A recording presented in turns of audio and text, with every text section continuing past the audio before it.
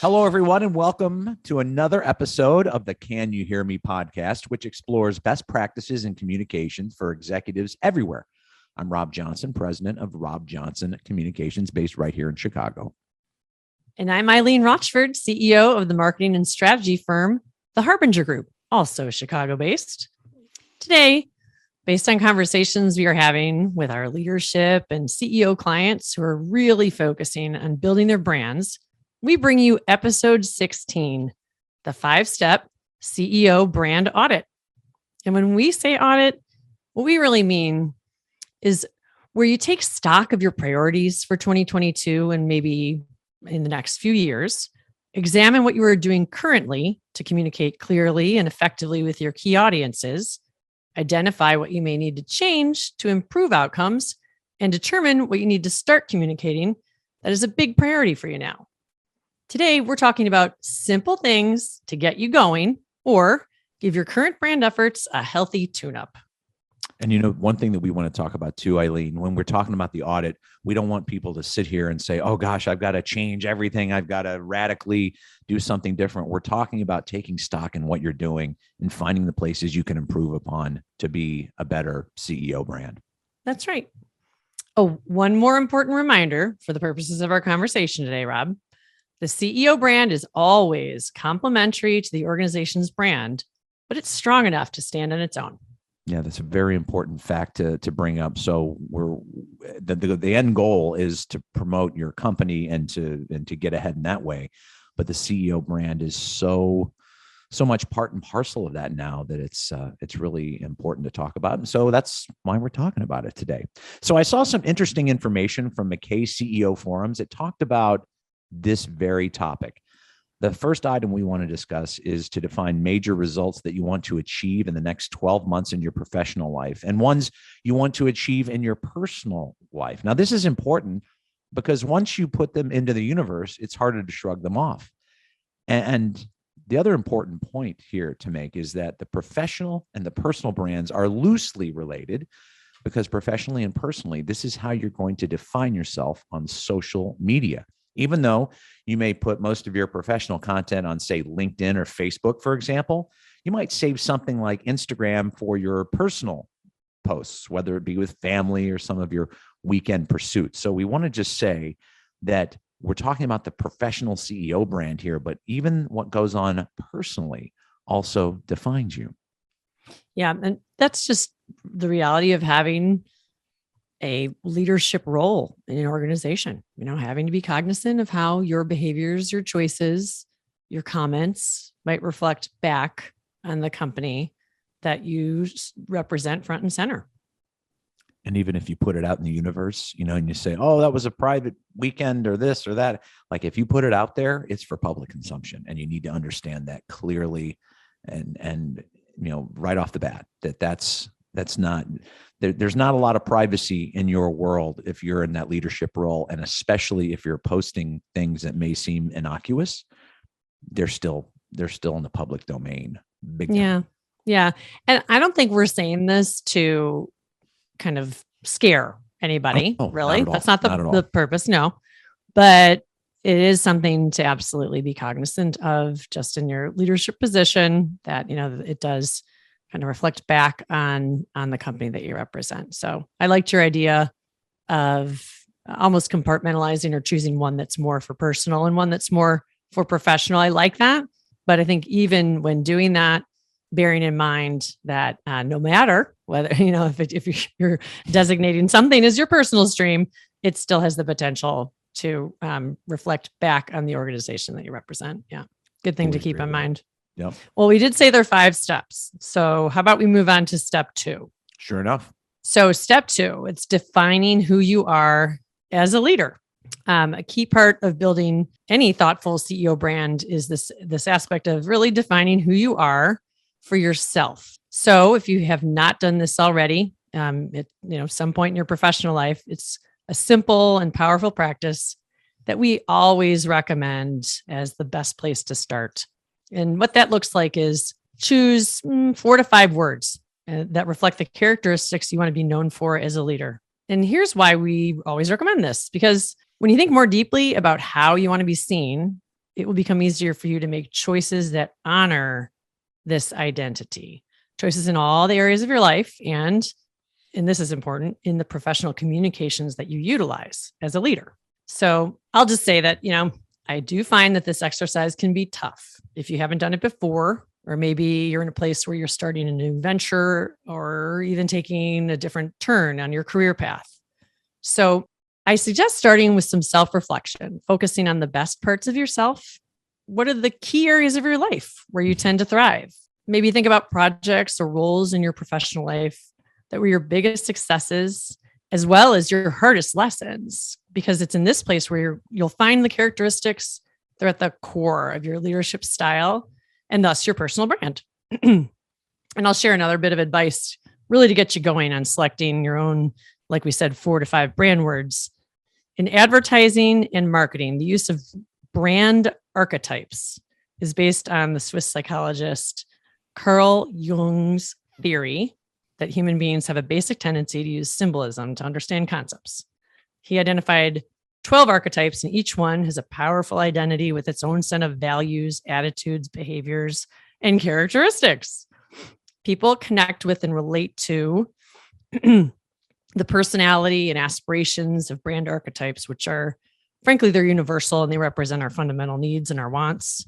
So I'm recommending that you check out the definitions of Jung's 12 brand archetypes, because it might get your brain moving in the right direction.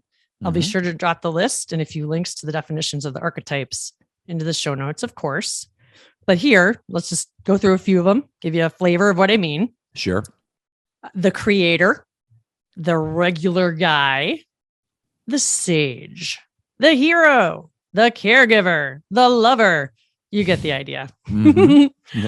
So while these brand archetypes are typically used for organizational or corporate brands, I believe, and I've seen it work really well, they can also help just leaders define their personal and professional brands, and they can be a great inspiration for creating your own unique archetype. That's really interesting too, to have those different personalities that you're trying to zero in on like that, and to ask you as you're going through this exercise to be self-reflective, which is not always easy for some people to do. Right. And I do want to be clear that those, established archetypes from Jung, they're not the only ones, available. They're just a branching off point, right? Kind of a inspiration. Like I said, I have seen leaders create their own really unique brand archetypes. I love the connector myself. It's one of my favorite, the authentic, accessible, transparent, professional. Loving the connector lately, one of my faves. But, Rob, I was thinking, wouldn't it be fun if we share our own brand words with our listeners? Sure. Why not? I mean, we got a few minutes. Okay, cool. All right, I'll go first just because it was my crazy idea. Mine are, and I only have 4. They are inspire, educate, elevate, and enjoy. I must have a thing with the letter E. One I and 3 E's. Yeah. Unless you're spelling inspire with an E, you're not doing that, are you? No, I spell it correctly. No, I'm kidding. Yeah. Why do you feel like those are so reflective of who you are as a leader in your company? Well, it's interesting. Like as Inspire in particular, it's a big part of my job just as a client counselor. We're always trying to inspire our clients with great ideas, great thinking, new campaigns that get them super excited about doing this work with us. So inspirational style is baked into everything, whether I'm advising clients and introducing new concepts or working with the people on our team here at the agency just to get them inspired, not only about the work, but about being a marketer and learning to be a marketer and always staying kind of on it. So, and I think it's just part of my personality. Plus, in a general sense too, being the boss, everybody's looking at you. They're always looking to see what you're doing, how you're reacting, that sort of thing. So you have that self-awareness to know that all eyes are on you anyway. You're going to do your job, whether they were or they weren't. Yeah. but they are. Yeah. And the educate part, that's just, we have this part of our core values at our firm is this constant curiosity. So educating ourselves is really part of the way that we do business. And that definitely comes from my desire as a marketer to always be learning, advancing, like I can't stop reading about what we do, as an industry. So that's educate. And elevate's just like raising people up, because when you're a leader, no matter if things are just going down the toilet, it doesn't matter. You have to be the person elevating everyone else to rise to the challenge and get the job done. Right. So that's when I think of elevate, that's what it means to me. And enjoyment is just, the day that I stop enjoying this is the day I stop doing it. Because that's the only reason why I like showing up, is really liking being a marketer and the people on my team and the clients and you get it. It's awesome. And you've always been, you've always said that's who you are. And that's the way you've always shown yourself to be as a leader, is somebody that enjoys it and somebody who is mindful of other people. And so I just think that, to be able to talk the talk and then walk that walk is very important. And I think those 4 words describe you pretty well. So let me take a crack at this. I don't have the alliteration down nearly as well as you do. I would say for me, it's authentic, professional, collaborative, and knowledgeable. Authentic for me, and I hear people say it all the time, and I think it may be because of my previous life in television, maybe the bar was a little bit low for what kind of people are doing that. People say, "Oh gosh, you're so down to earth, you're so authentic, you're so you're so nice," for somebody that was in TV. It's always qualified that way, and so I think sometimes people are surprised, like, that I'm a down to earth and I'm an authentic person. Whether you love me, whether I'm your favorite guy or not, I'm authentic to who I am, and try to be relatable to people. And it's not that hard at all. Professional means that I try to be organized. I try to be professional. I don't take anything personally. And it's all about getting the job done. And it's all about showing people the way to do it and showing that I'm determined. So that's kind of how I define the professional piece of it. Collaborative is a really important one for me, because I tell people this story all the time. When I did TV and we'd have a good newscast or a good election coverage, people say, "Oh man, you were great. You did a great job." And I tell people I get more satisfaction out of advising clients and having people kind of follow the instruction that I'm giving them as it relates to any number of communication issues than having them succeed and having the awareness of other people who go, "Wow, you've really gotten good at that," to somebody else. And that's the collaboration that I feel. So to be in front of the camera, then to be the guy behind the scenes, I get more satisfaction from that than I do, than I ever did in television. I really love that. And that is the collaborative part. And then knowledgeable, like, what do you know? People say, "What's your industry?" And I say, well, if you have a hard time communicating, it doesn't matter if you're in, healthcare, if you're in insurance, if you're in, financial services, I'm here to help you through that. And that's the knowledge of not only having the expertise from that, but spending all those years on that side of in that business and watching people do it well, watching people do it poorly. So I had a very long list. When I first started in this business and before I had clients, I would say, we started these fires. You're trying to put them out. We started them. And that's the knowledge that I think I bring to the table, so that's why I picked those 4 words to describe my brand. Those are great. I think those are excellent choices. I mean, if I were advising you, I would say right on. Just, knowing what I know, and I know you pretty well. Authentic is absolutely one of the things that straight out of the gate, I'd say. So, and all 3 of them, or all 4, they're terrific. Authentic is, the one thing that I've always noticed and really enjoyed about you is you're never trying to be something that you're not. And I think that's awesome. Well, thank you. I appreciate it. And totally awesome. And you've been so, helpful on this journey, with me. And that's when you talk about, elevating and, inspiring and enjoying yourself. I mean, these are all things that are, completely authentic to you. Nice. Well, when you think about it, so we've got our 4 words and you've got yours, I've got mine. Yep. The folks listening hopefully are going to, get to work on developing their own or refining their own based on kind of where they are now. In any time that you can trot those out for yourself, especially say you're writing like a particularly important communication to either your team internally or some critical stakeholders, take them out and evaluate what you've written against those brand words for yourself, and, be kind of harsh and really use it as a means to say, am I living up to these words in what I've written here or what I'm planning to say in this speech or anything like that? So, and that is a perfect segue into step 3, which is developing your own CEO brand statement. Something like this works well. I want to be known for this, so I can deliver that at work and outside of work. So it's, what do you want to be known for? And what are you delivering? And what are you doing inside the offices, the walls of your office and outside? So these are all things you need to think about. And again, sometimes that's mostly professional and some personal, but mainly we're focused on the professional piece here. But as you can see, personal can kind of creep in there again.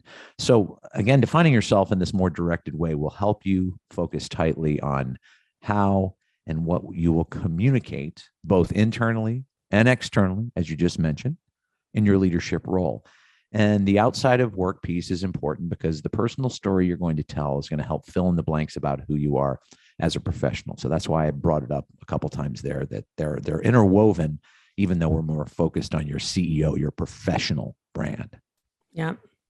I love the usage of a CEO brand statement or a leadership brand statement. Again, the more tools that you can equip yourself with as reminders to keep, a tighter focus on yourself, anything that you write, anything that you say, anything that you post, moving in the direction of who you are aiming to be, and that's not creating something from scratch. It's born, as we've said, out of kind of the core characteristics of who you are.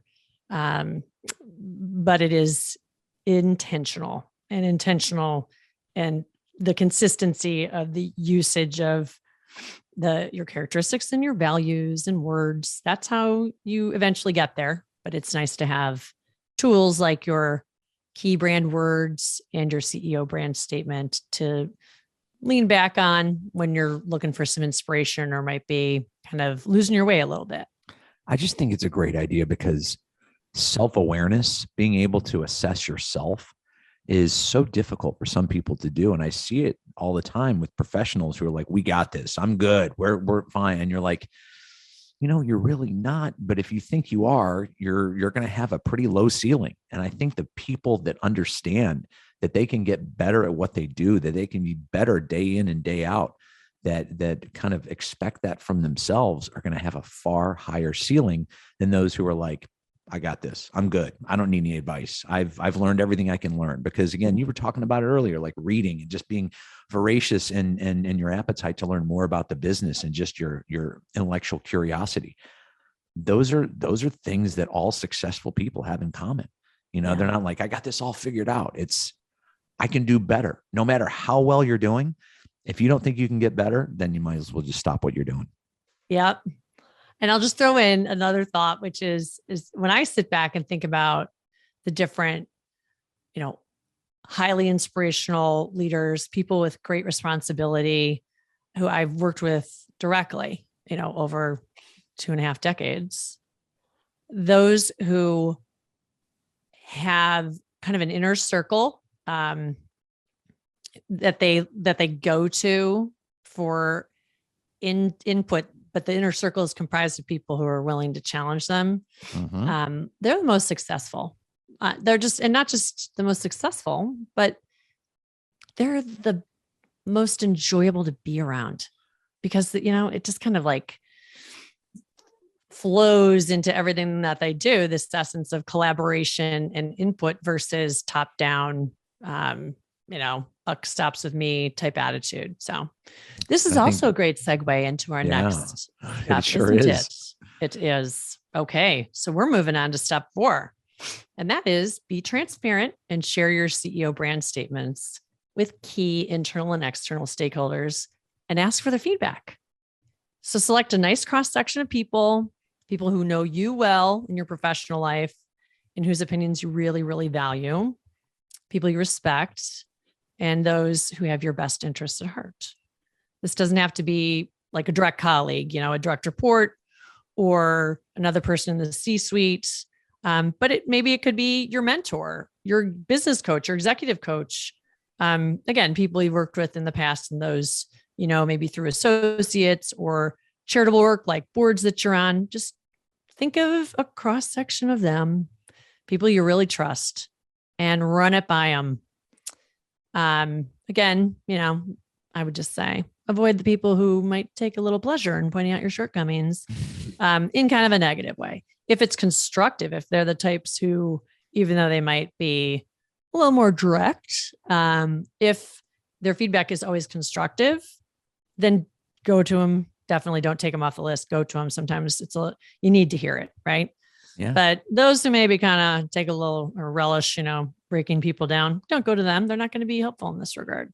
They're So the not. point is, you just want to get this cross section of inputs to check yourself. Is this statement good? Does this really embody me and the place that I'm trying to take my leadership brand and the organization I lead? And we don't want people to think that we don't want people to have any anxiety about this. Like, oh gosh, I don't want to put myself out there with people that might be, critical or might really point out my shortcomings. These are the people with whom you feel comfortable. Who, at any point in your life, professionally, personally, we talked about mentors or executive coaches, but it could be a fellow business leader. Maybe you work at different companies, but you've forged a friendship, whatever it is, based on some of your similar experiences. So this is the safe place you can go to get the honest feedback from people who have your best interests at heart, who aren't, like you said, Eileen, aren't so keen on, tearing you down, or to help be productive in the feedback that they give. And those people do exist. If you think hard enough, if you think initially like, well, I can't trust anybody, that's not true. There's always people in your life that you can trust. Yep.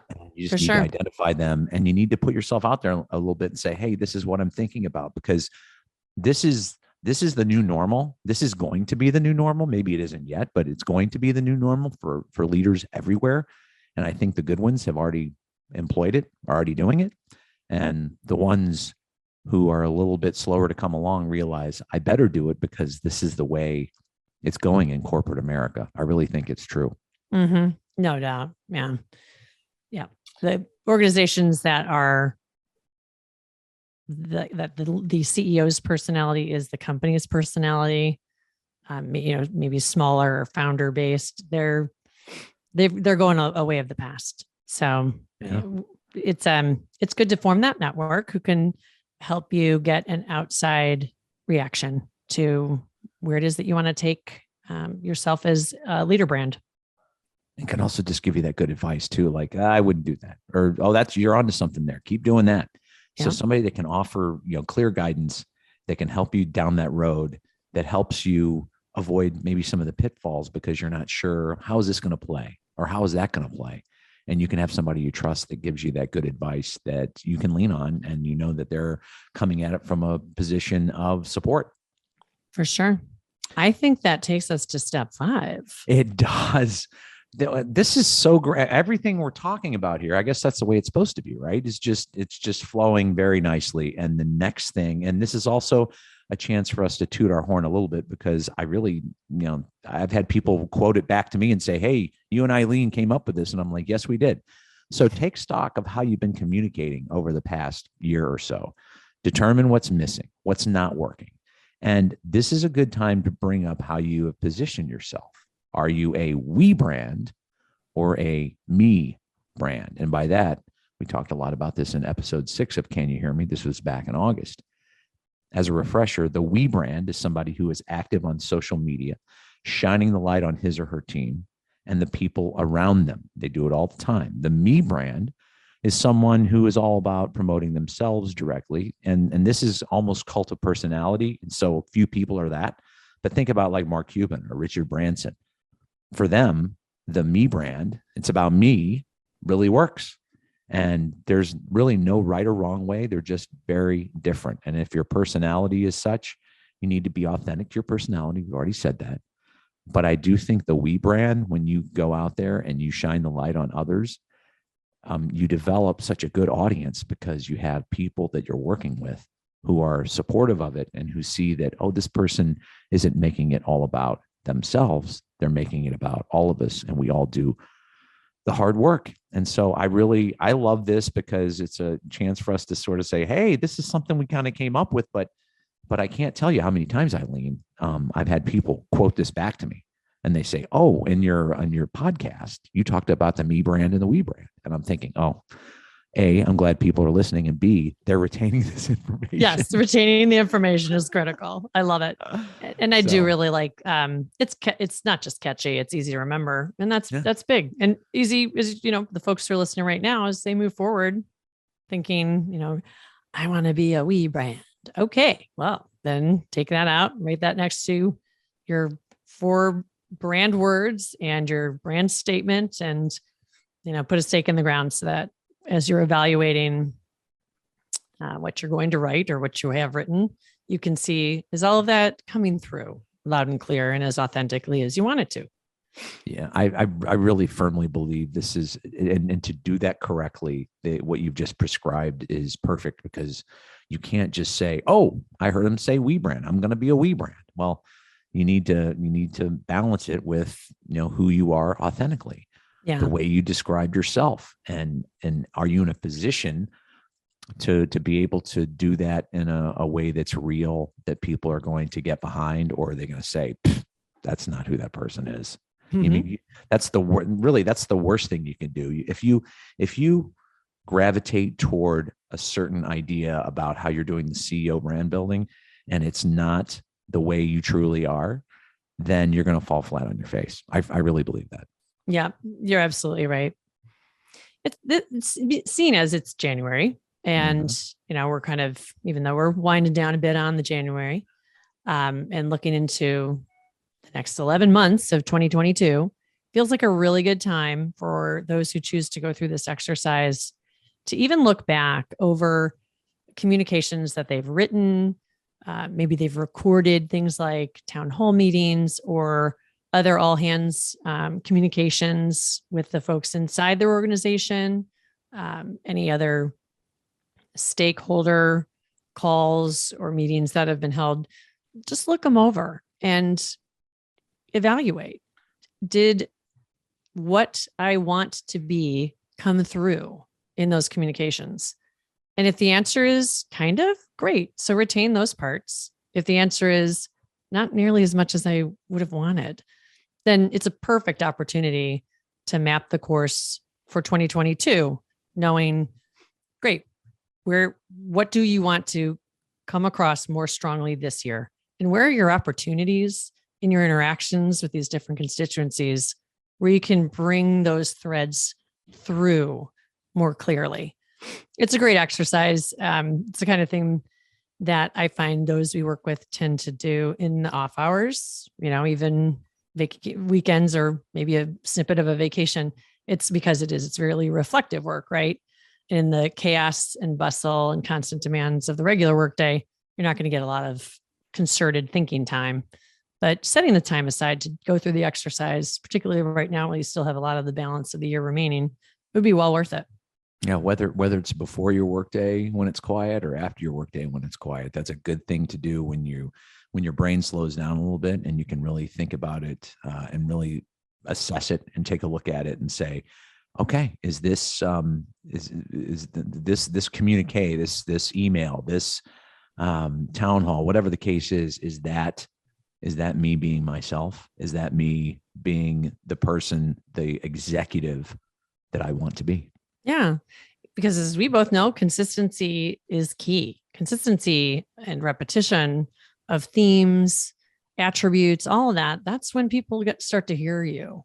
And it comes through much more powerfully than just, oh, I floated that back 11 months ago. What? You didn't hear it? No, you got to keep saying it over and over, Right. albeit in slightly different form. Because a lot of people are going to Thematically. they're going to forget you did it 11 months ago. If you did it once 11 months ago, nobody's going to remember. No doubt about it.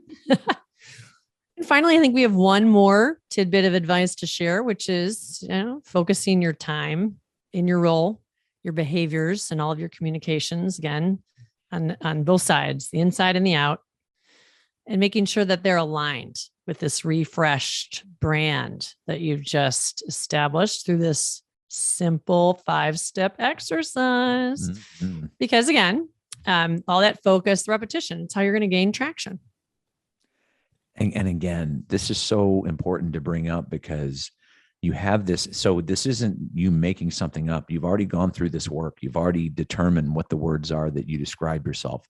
Then you put it into practice, and then you start living it, and you start doing it on a regular basis, and you know who you are. And to your point about saying something 11 months ago, if you said it once 11 months ago, nobody's going to remember it. If you don't repeat it, if you don't repeat the good habits you have, if you don't repeat the sort of brand that you want to be, the brand that you truly are, if you don't beat that proverbial drum regularly, you're not going to be helping yourself at all. And that's why it's so important. Yeah. So I'm going to give one more tiny piece of advice because, I can never stop. That is, if you're not doing it now, think about starting to establish almost a diary or journal repository of the communications that you're creating as a leader.